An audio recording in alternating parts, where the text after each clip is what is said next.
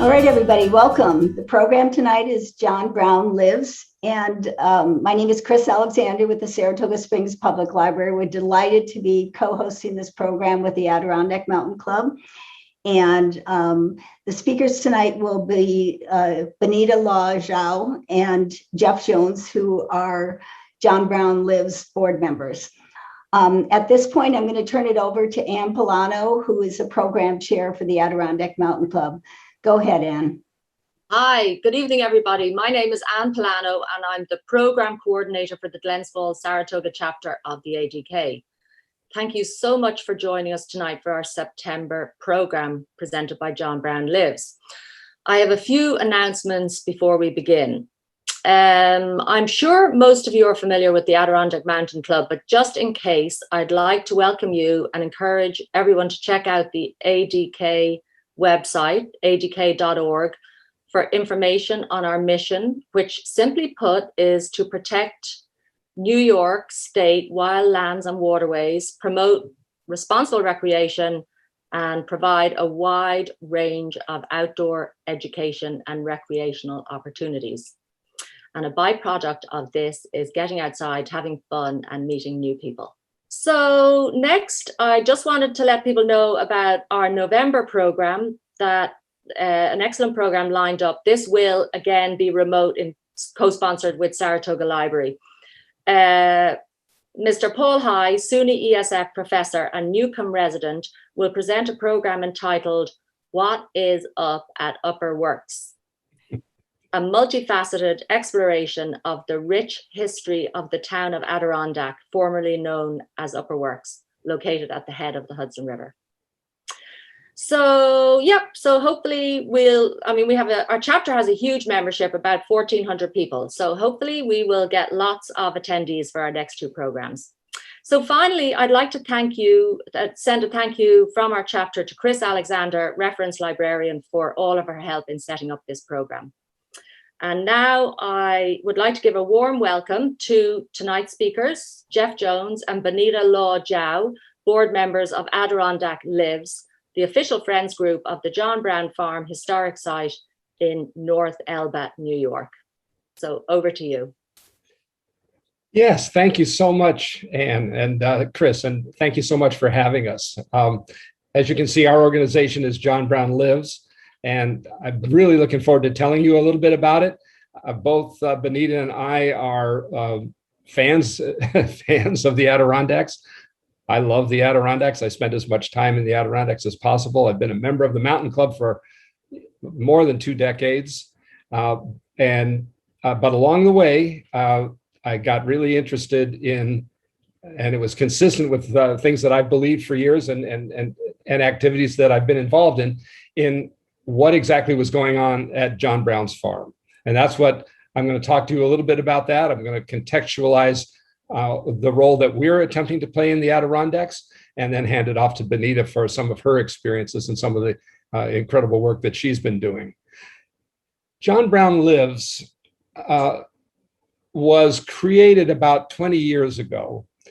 And what happened was a group of people came together to celebrate the fact that we were coming up on the 200th birthday of the birth of John Brown. So who's John Brown and what's he doing in the Adirondacks? You probably already know John Brown is probably the most controversial white man of the Civil War era. He was a militant, Old Testament style opponent of slavery. He took matters into his own hands along with members of his family. And many people believe that his attack in October of 1859 led directly to the Civil War. And that's true, it did. And it also made a significant contribution to the ultimate ending of slavery in the United States.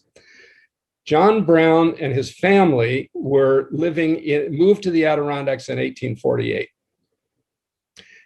And the reason they moved there is very important. And this is one of the themes of our project, because we're not only protecting and enjoying and contextualizing an important site in the Adirondacks, but we are doing it and trying to do it in such a way that what that site represents is relevant to today's history. I'd just like to point out that John Brown Lives is our organization. We are two organizations. We are also the official Friends of the John Brown Farm State Park. And I should say right away that one of the first things we're trying to do is get the name of the park changed to the John and Mary Brown Farm, not just the John Brown Farm. So John and Mary Brown Farm State Historic Park. When we get that accomplished, we'll let you know. But the reason that the Brown family moved to the Adirondacks in 1848 was because there was a move on in New York to deny the right to vote to free Black men. Sound familiar? It's still going on today. And the idea, an abolitionist from central New York, Gerrit Smith, who owned thousands of acres in the Adirondacks, made land available for Black families so that they could meet a test of ownership of land, a value. They had to own a certain amount of land worth a certain amount of value in order to be eligible to vote. And as you could probably imagine, farming in the Adirondacks is tough. If you are coming from New York City or Troy or one of the other urban areas as a free Black family in the middle of the 1800s, you would be having a difficult time. And it was consistent with the Brown family's values to come to the Adirondacks to try to lend a hand to the Black families that were settling there. And there were several different communities. One was renamed Timbuktu, and you'll find that referred to several times in my presentation and the things that we do at the farm.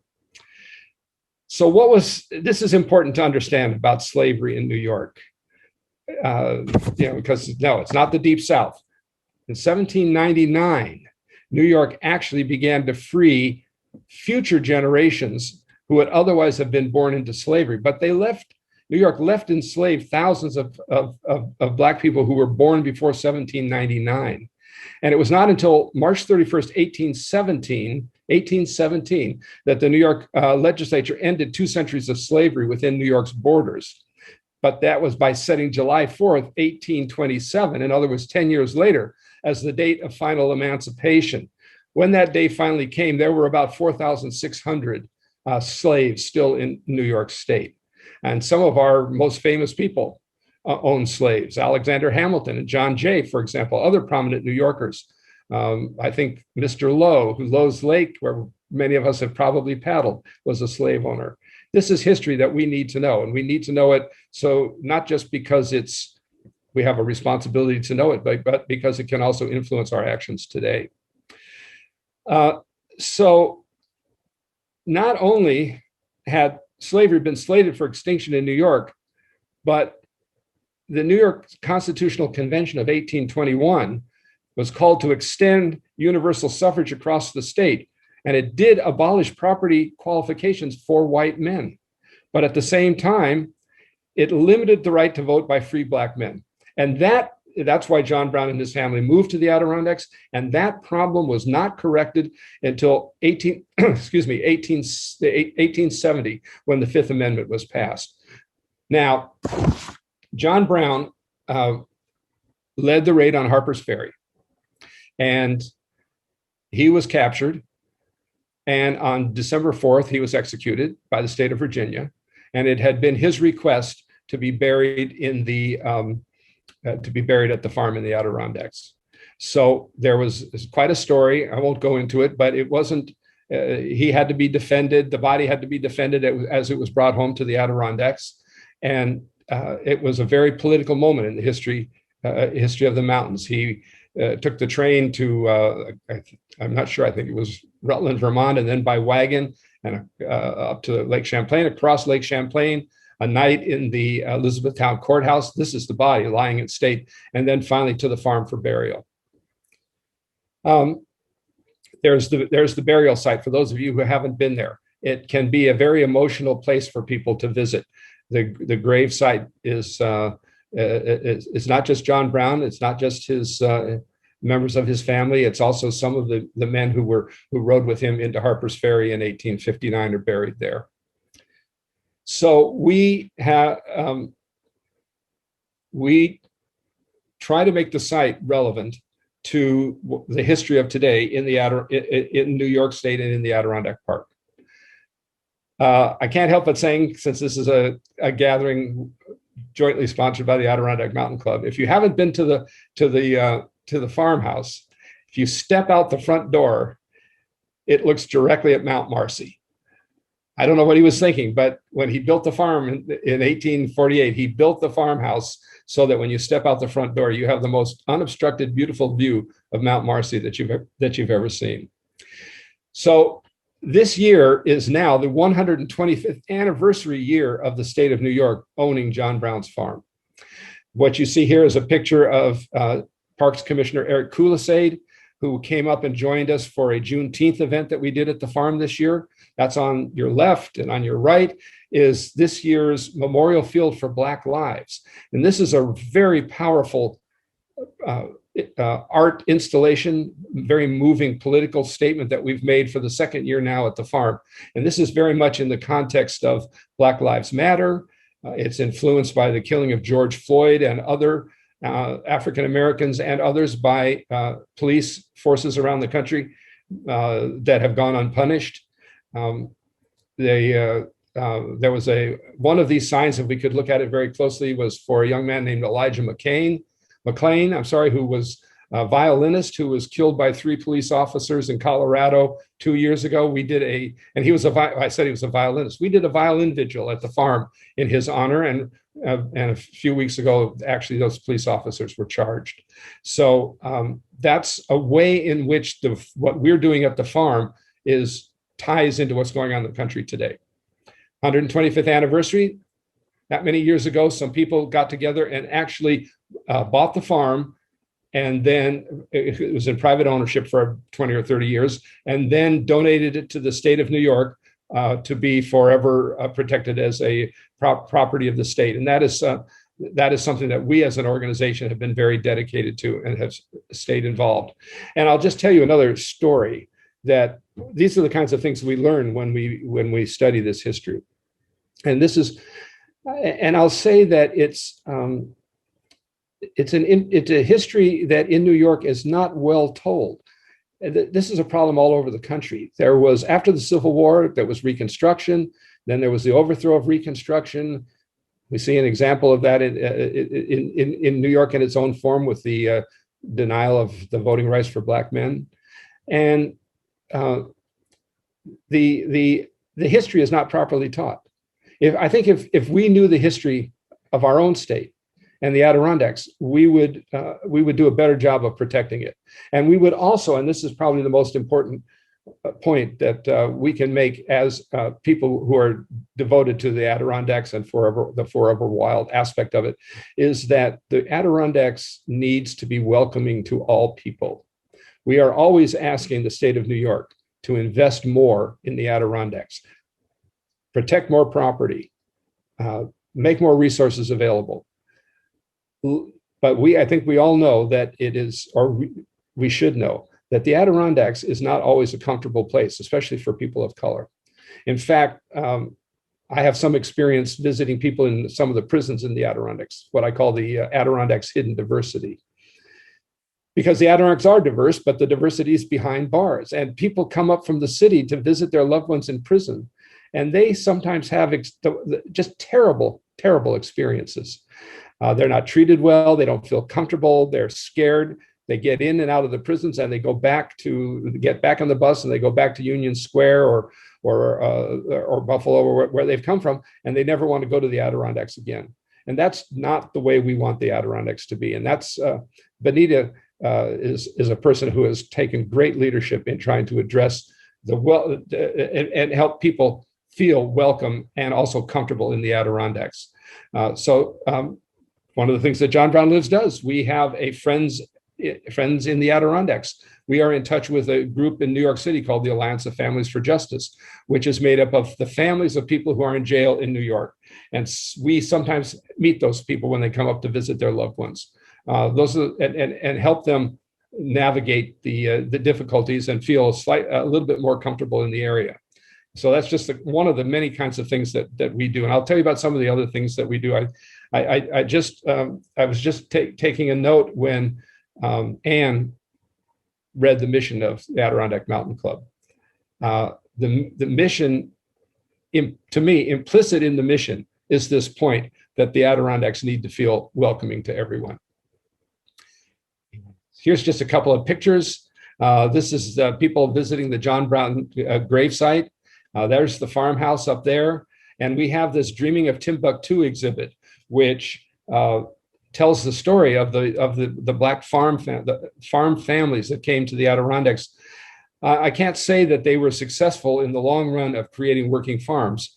I mean, what can you farm in the Adirondacks? Cabbages and potatoes. It's a tough life, but there are still legacies. There are still people with ties to those families, but it's a part of the history that we need to know and we need to understand better. And by making that history available to people, we draw a constituency of people to the Adirondacks who might not otherwise come. Not everyone comes to go, climb a high peak or paddle down the Saranac River or something like that.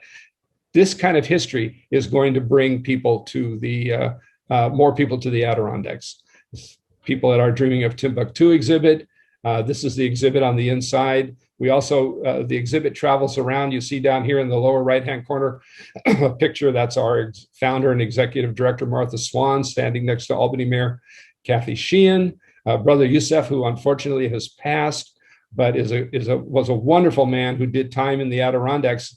And then when he got out of prison, actually came to Albany and has led for many, many years youth trips to the wilderness, a total very important wilderness advocate, and Barbara Smith, who is also a great friend of ours. So every year we do a John Brown Day. Looks like I make an appearance not in that photo. And we invite different people to come and speak with us. Leah Penniman, who is from Soul Fire Farm in Rensselaer County, a wonderful project as part of the Black farmers movement that's going on in the state. And we try to connect with projects like that all over the state and help them come to the Adirondacks and tell their story. As it says here, we feel a tremendous obligation to serve the public, to serve history, to provide opportunities for many kinds of people to come and feel the power and the spirit of this place. And I just want to tell you, I'll just back up for a second, one thing about the spirit of this place. After the Harper's Ferry raid in 1859, and the executions and the people who were killed during the raid on both sides, there was one person who got away. There were 5 Black men who rode with John Brown into Harper's Ferry, and one of them survived. 2 were killed, 2 were executed, and Osborne Perry Anderson escaped. And he managed to make it to Chatham, Ontario, in Canada, where there was a community of freed and escaped slaves from the United States. And on July 4th, 1860, in other words, 6 months after the Harper's Ferry raid, he came to John Brown's farm. And there was an event at the farm, at the gravesite, celebrating and recognizing John Brown. And Osborne Perry Anderson came from Canada, and he was, at the time, wanted for execution by the state of Virginia. Let it be known that if anybody from the state of Virginia showed up, that Osborne would be protected. That's a history that most people don't know. We only became aware of it this past year. We celebrated it at the farm on July 4th of this year, more or less told that story. And as we always do, we also read Frederick Douglass's famous speech, "What does your 4th of July mean to a slave?" So that's the kind of thing we do at the farm. And as you can see, it's also a beautiful place. Some of the other things we do there, it's not all politics, folks. We do butterfly walks. We count saw-whet owls. We have great art programs for young people. And we also have this wonderful Blues at Timbuktu program that we do every fall. It was just this past Sunday. I hope some of you were able to go. I was not, but I'm told several hundred people passed through the farm on Sunday afternoon. The music, I'm told, was fantastic. And then our John Brown Day event is we usually do this in early May. That's Danny Glover, who was our speaker a couple of years ago. Maybe some of you know Aaron Mayer and his daughter laying a wreath at John Brown's gravesite. This was about 3 years ago. It's just a very moving and emotional day that we spend together in the Adirondacks. And this final one here is addresses for you to be in touch with us if you want to. johnbrownlives.org, this is a website, Facebook. So I'll just leave this up for a minute. And thank you for listening. I want to hand this over to Benita to tell her stories. Good evening, everyone. I feel so honored and privileged to be a part of John Brown Lives. It's quite fortuitous that I've gotten involved in the way that I have in the Adirondacks. I feel like I've been drawn there all my life, even though I didn't really learn about the Adirondacks until I didn't learn about the Adirondacks until I was in college, actually, in graduate school. I grew up in the Bronx, and I really didn't have access to green spaces. Probably the greenest space I had access to was a small pocket park down the hill from my school. We called it Echo Park, but it was a pocket park. It had rocks. And to us, we thought we were in the mountains, and we would climb the rocks, and we thought we had caves, but we didn't. And recently I went by and I saw this place, and I thought, it seemed a lot bigger when I was in elementary school. It just, yeah. So as I got older, it's interesting how when we were kids, my father, he was a sharecropper in Alabama, and his family were, and then he escaped the plantation and by going into the armed forces because the plantation owner wouldn't let him be educated. And so he really wanted to be educated. He saw that as a way to lift himself up out of poverty. And he escaped from that area. But what he did when we were growing up, he would have us go back to Alabama because he wanted us to learn the values of the people. He wanted us to be connected to the land. On my mom's side and my father's side, they were both connected to the land. They all were farmers. And so that's where I believe I really started to enjoy nature, but we didn't have that in New York City. We didn't have access to it. Even in the 70s, I grew up in the Bronx in the 60s and 70s. The Bronx was considered the arson capital of the world back then. Our parks were dangerous places to go because there were methadone. They just started experimenting with methadone to wean people off of heroin. And so people were still taking the heroin and methadone. And so they were hanging out in the parks. And so kids couldn't go in the parks. So all my younger years, I spend my allowance money on magazines and dream of, and get books out of the library about places I wanted to go, natural places. I'd see where kids were hiking and biking and going to camp. And I wanted to go to camp so bad. My best friend's mother, because my father he raised my brother and I, and he worked 3 jobs. And so he didn't have time to take us to these places.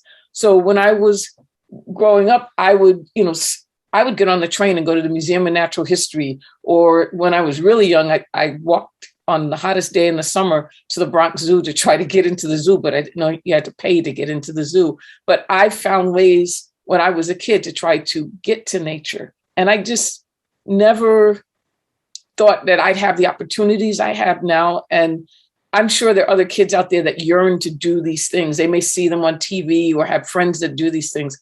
Where I lived, I didn't have any friends that got to do these kinds of things. I read about them in magazines and books. And so, and the interesting thing about growing up in the 60s and 70s, I mean, we had the great gas crisis in 1973, actually, 1973. In 1977, we had a blackout in New York City. All this stuff really impacted me because I'm asking myself as a kid, why is this happening? And seeing these environmental things that are happening, seeing that we're not being very smart about how we're using our energy. So even as a kid, I started to think about how I could be a better citizen and how I could protect the environment and what I could do. I mean, I remember in junior high school deciding then that I was going to have solar on my house or more. And so it's really interesting because I have solar in my house. I have a hybrid car, and I'm constantly doing things to be a good citizen and be mindful of climate change.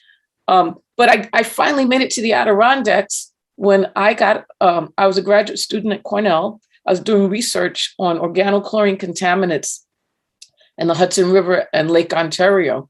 And I started doing all this environmental reading.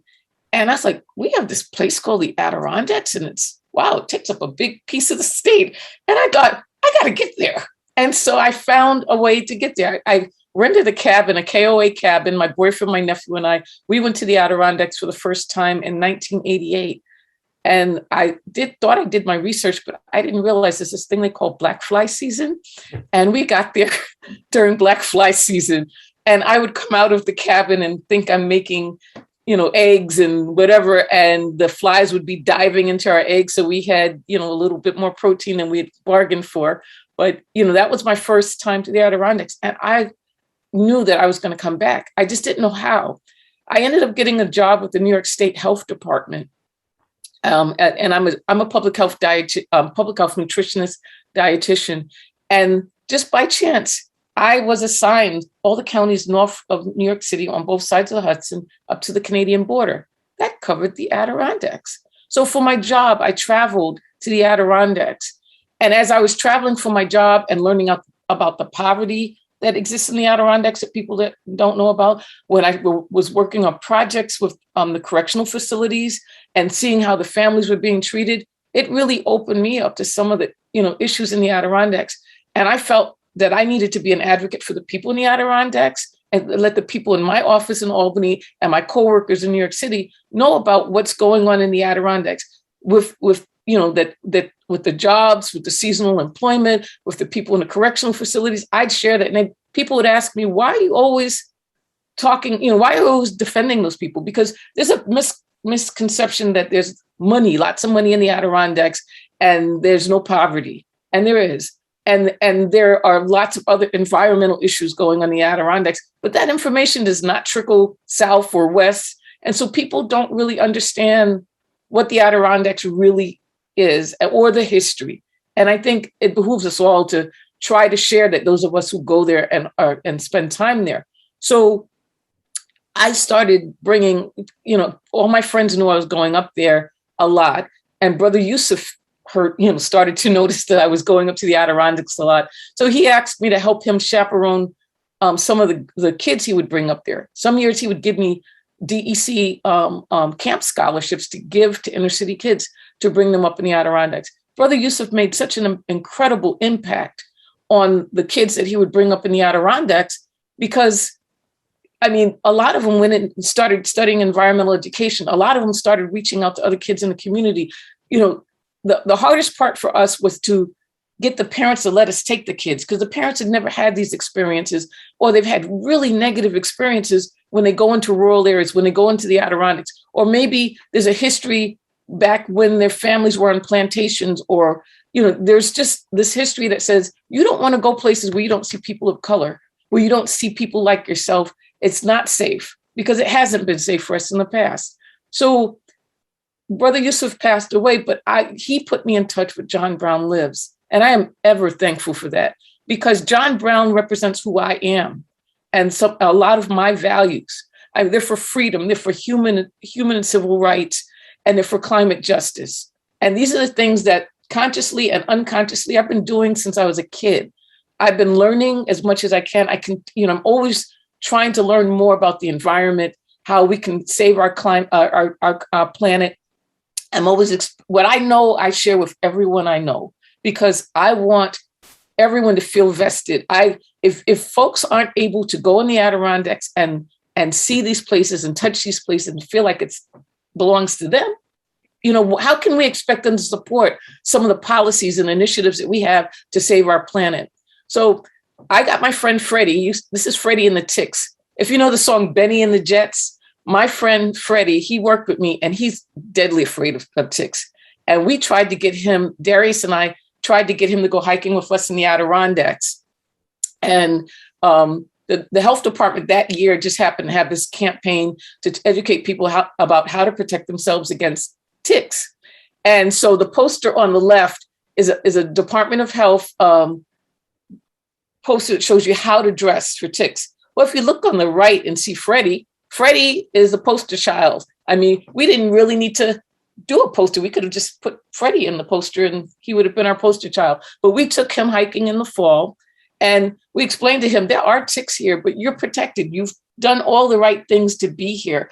And, he is now, a person that, it'll still take a little bit more coaxing, but I got him up to Sleeping Beauty Mountain in the Adirondacks. For my birthday every year, I joined the Adirondack Mountain Club when I first moved to Albany. I've lived in the Capital Region for about 33 years now. And for my birthday every year before my children were born, I would volunteer to do trail maintenance in the Adirondacks because that's how I spend my birthdays. That's what I don't want the party. I don't want the noise. I want to be in nature. And that's what cleanses my soul, just to be in nature, to see the birds, to see the lakes. When I worked for my job, the minute I would drive up in the Adirondacks, all the stress would drop. I want that for everyone. So in 2018, I became an outdoor Afro leader. This summer, I've probably done more with them than I've done since 2018. COVID kind of shut me down in 2020.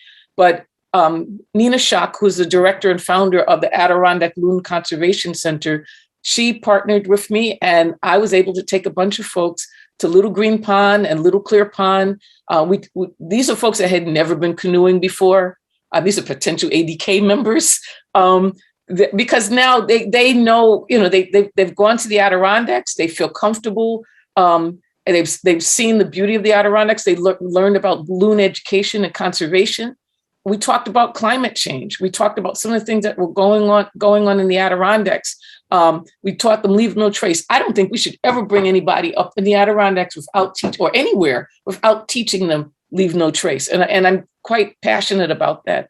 So, and then we also recognize the indigenous people, the first people, the Haudenosaunee. I want folks to know who was on this land and who this land belonged to. And then we also talked about John Brown and his legacy, the Timbuktu, and even we talked about the people who are incarcerated in the Adirondacks and the people of color who work in the Adirondacks, and that we have every right to be in the Adirondacks. I took a group of people to first-time campers.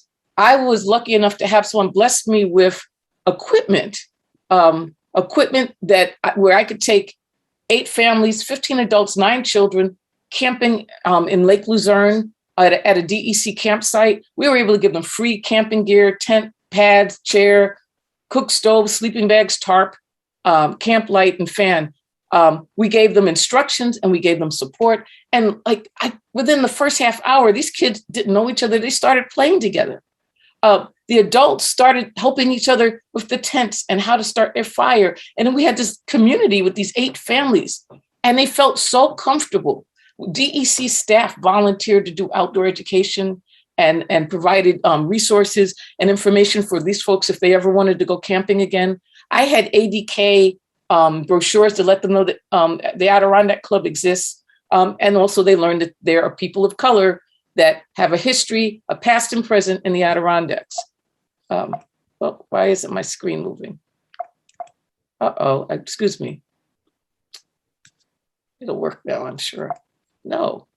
Okay, so then also Eagle Island. Eagle Island is a private island. It used to be a Girl Scout camp in Saranac Lake in Gilpin Bay. Paula Michelson contacted me because I'd written an article for Adirondack Life explaining how I ended up in the Adirondacks, my journey to the Adirondacks. And so she said, could you help us try to get some BIPOC staff to work at the island? Because we really want this island. But if you don't know Eagle Island was a Girl Scout camp, but it was sold, it was decommissioned, I guess, in the 1970s. And then it was possibly going to fall into the hands of a developer. And so the alumni of the camp, they raised money to purchase the camp.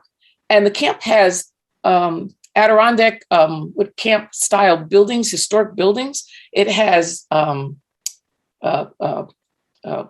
with cabins on it, and it also has platform tents. And so they approached me and asked if I could help them recruit staff, BIPOC staff, and campers that could come there for the summer. And as we were talking, they realized that I'm a dietitian. I teach food safety and sanitation. I have also a degree in food management. And I used to do, I work for the state health department. So they asked me to help them get certified because they had to meet the Department of Health standards. I helped them open up for the summer by helping them meet DOH standards. And they offered me an opportunity to bring a bunch of BIPOC folks to the island for 1 week in the summer. So I did an outdoor Afro weekend there. The spinoff benefits of bringing these folks to the island was, one, they had never been in the Adirondacks. Most of them said they had never even thought about coming there because they didn't feel comfortable. But by those folks everyone we bring to the Adirondacks, they're going to go back. Word of mouth will help spread to our communities and say, hey, I went up there. Here are my pictures. Look, we had a great time. No one bothered us. We felt safe. These are the things we did. So it will help recruit future campers and staff. And once again, we taught them about the history. We let them know about familiar activities and organizations that are up in the Adirondacks that they could join in order to participate in this. But I also realized that there's some folks that they're not outdoors people. And so when we were telling them about recreational activities, we told them about things beyond camping and organizations that can, if you do photography, there are photography groups, there are writers groups, there are all kinds of other groups in the Adirondacks. And if we get folks up there and they start to move around, then they'll start to love and appreciate the Adirondacks.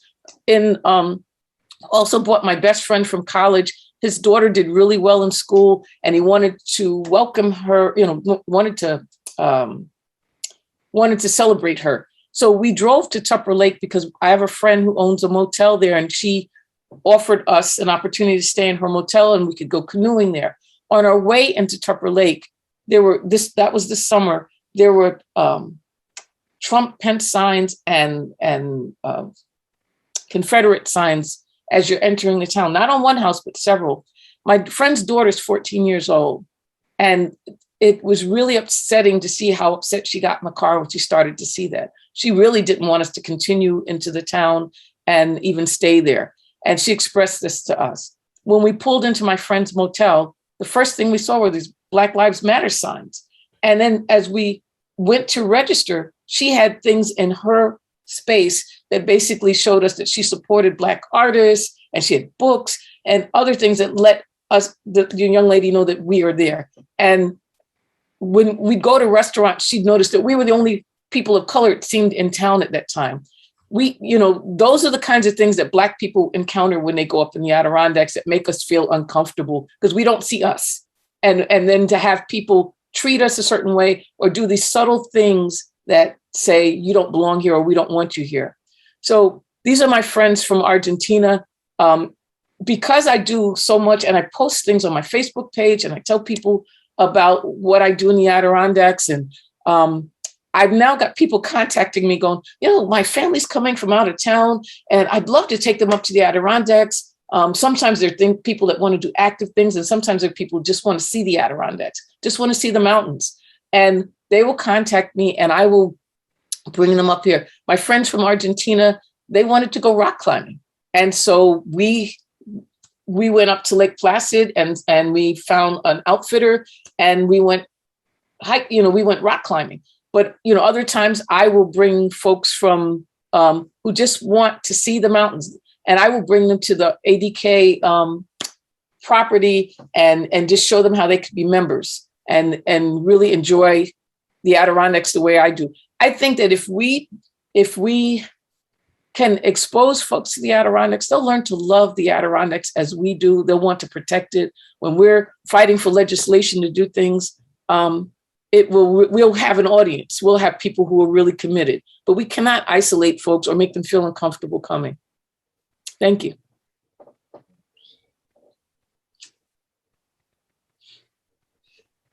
Chris, you're muted. Thank you, Jeffrey, and thank you, Benita. And at this point, let's go to questions that are in chat. And if you have any questions, now is a good time to add them to chat.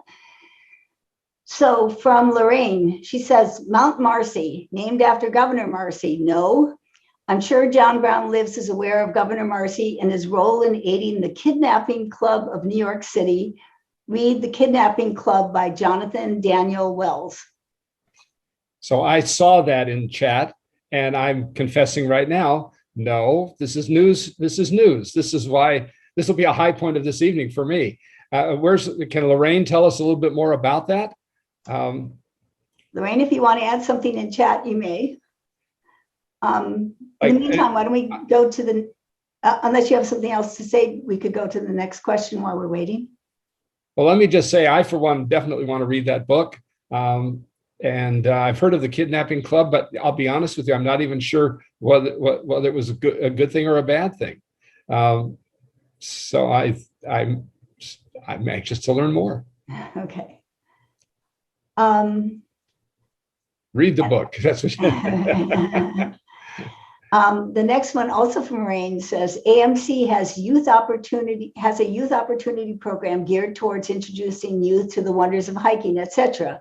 Has the ADK considered such a program? I guess, Anne, I will turn that over to you. Okay, can you hear me? Yes. Yes. I don't really know much other than that we do have a scholarship committee and we offer 4 DEC scholarships a year.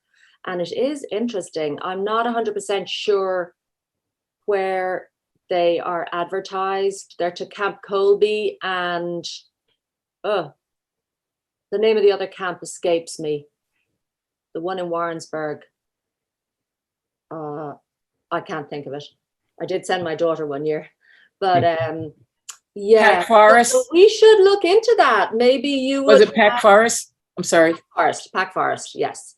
So yeah, Benita, maybe you would like to, if you're aware of those, or maybe you would have some candidates for those. We have a committee member that I could put you in touch with. And Kim Brown says we also have the Young Members Hiking Group. That's right, yeah. So one of the biggest hurdles is trying to get transportation to get folks up into the Adirondacks. That's the biggest hurdle. Is a lot of these folks, don't have a way to get up there, or you go up for the day and you come back from New York City. That's quite a drive, so you need to have places to stay overnight. A lot of them don't have equipment, and so the first time camper program was amazing, absolutely amazing. And most of the families said that they would camp again. But the one thing that they did say that was quite telling was that they felt very comfortable because there were other families of color around them. One of the DEC people had noticed weeks before we got there that some of the people who had RVs there had Confederate flags up, and they had to have them remove them. So I don't know that, I could see where that would be disconcerting. But while we were there, we had no incidents and everyone enjoyed each other. And we had, all the families bonding. And actually, some of them planned to stay in touch with each other. Marianne said that the garden clubs promote the DEC scholarships. Tamara said, can you provide more information about how to assist families that come up to visit their loved ones in prison in the Adirondacks? I live near Raybrook and could help those visiting prisons there. I'll just say it's nice to hear from Tamara, and I didn't know that that's where you were living, and we'll reach out if you can make contact with us through the John Brown Lives website and email to find out more about our Friends in the Adirondacks program. But that would be wonderful, and we would like to be in touch about that. Lorraine also says the hurdle is the transportation, yes, especially with the children. And then she puts $4 signs, money obviously being an issue as well. Did any of the farmers survive, for any length of time. I thought there was somebody by the last name of Epps. Yes. Survived in the area. Yes, the Lyman Epps family. There's a grave. There's a cemetery just at the bottom of John Brown Farm Road on Old Military Turnpike, and we have had people who have gone through the cemetery to look for descendants of the Black families, and there is at least one or two members of the Epps family who are buried there.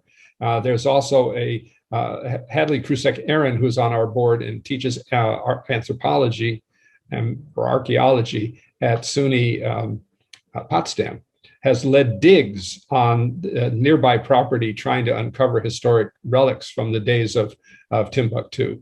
Now, in terms of actual family members of the Black families still in the area, we have not encountered anybody with a lineage back to Timbuktu days. Can I respond to the person that mentioned the Adirondack Trailways going from New York City to the Adirondacks? There, I was just recently participating in the Becoming an Outdoors Woman workshop in Silver Bay. And one woman, she was so determined to get to Silver Bay. She took the trailways up to as far as she could in the Adirondacks. And then she had to take an Uber from wherever the trailways left her to get to Silver Bay. And so she spent a lot of money, and everyone felt so bad for her that people started volunteering to take her back to New York when the weekend was over. It's if you don't drive, that's not an easy thing. And she was determined, and she got there, but not everyone can or will do that. And how do you bring a family up to the Adirondacks if you don't have a car? Good point. May I, Chris, I'm sorry, I'm looking at Lorraine's post about the ADK needs to reach out beyond their comfort zone, which is true for all of us. And I want to just, and that's something that ADK members will have to address in various ways at the chapter level and at the state level.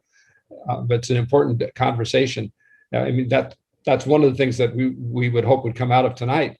I just want to mention that there's another process going on in the Adirondacks right now, and that's the Adirondack Diversity Initiative, ADI, which was started by representatives from a number of the Adirondack, both environment and economic focus groups a few years ago. And then subsequently, we were able to get funding in the state's Environmental Protection Fund.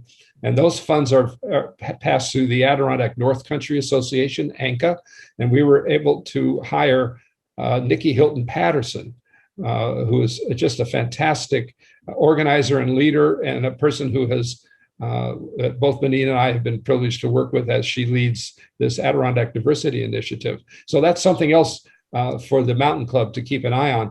There are events taking place. And the club doesn't necessarily have to reinvent the wheel. There are things going on that can be participated in. From a previous speaker that the library had a number of years ago, funded by Humanities New York, I learned that even after the slaves in New York were freed, if they ended up in the poorhouses, they got leased back to the former slave owners, and they were right back where they started from. So there's a long history, longer than 1827 in New York.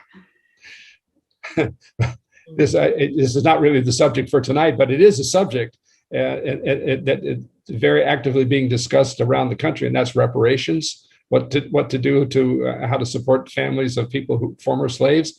But the first thing you have to realize, and John Brown Lives, by the way, has taken a position in support of a reparations bill in Congress. We went through a whole internal process.